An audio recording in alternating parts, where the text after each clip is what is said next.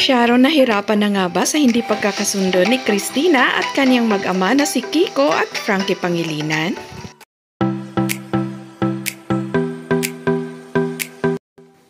Kahit taon-taon ay hindi naiiwasan na magkaroon ng problema o di pagkakaunawaan si Casey Concepcion at ina nitong si Sharon Cunita, ay pinipilit naman ng dalawang ito na magkaayos, lalong-lalo na pag Christmas time.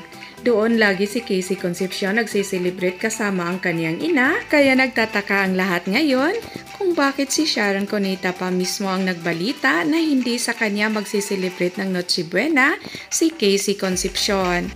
Hindi tuloy maiwasan na isipin ng iba na naiipit ngayon si Sharon sa pag-unfollow ni Casey Concepcion sa kanyang mag-ama na si Frankie at Senator Kiko Pangilinan.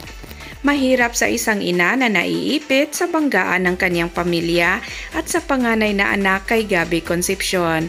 Kaya marami ang naaawa kay Sharon, ngunit hindi talaga ito maiwasan sa isang pamilya. Ayon pa sa ibang fans ng megastar, pagdating di umano kay Gabby at Casey Concepcion, parang at peace at maligayang maligaya ang pagmumukha ng megastar.